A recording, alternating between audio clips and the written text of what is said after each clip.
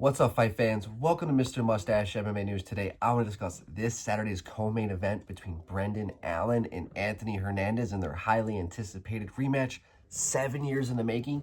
But guys, before we get into it, don't forget to hit that like and subscribe button to continue getting more MMA content by yours truly and help the channel grow. All right, guys, getting right into it.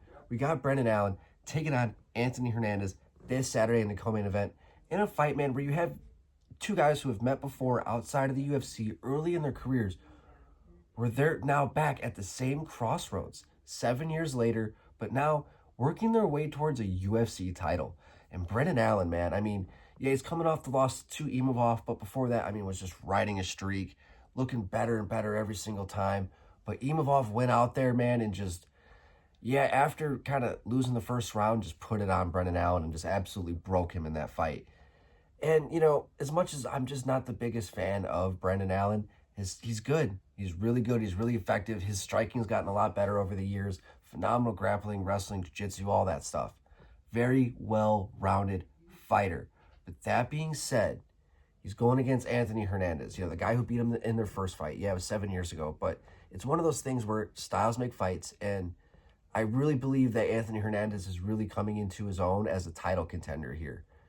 I mean, his most recent win over Michel Pereira was just a world-class fight of grit, will, determination.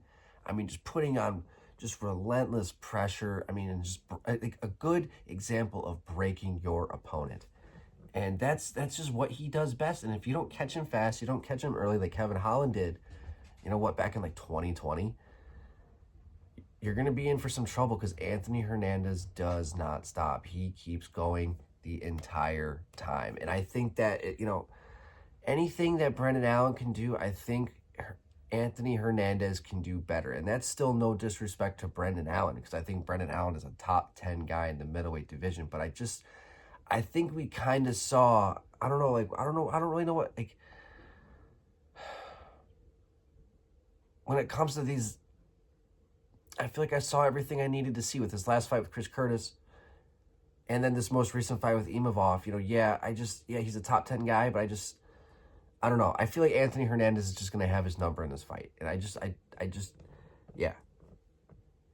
that he's just going to have a relentless pressure. I think he's going to break Brendan Allen, and it might be, you know, tit for tat a little bit early on, but I think once you get into halfway through the third round, you're going to start seeing Anthony Hernandez take over and maybe even find, you know, a late submission, Darce choke, anaconda choke, arm triangle choke, something along those lines.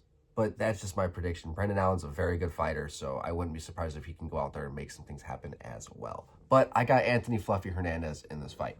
Guys, I'd love to hear your guys' thoughts. Who do you guys have? Brendan All-In Allen or Anthony Fluffy Hernandez? Love to hear your guys' thoughts. That's going to do it for today, guys. Mr. Mustache, MMA News out. Let's fucking go, fight fans.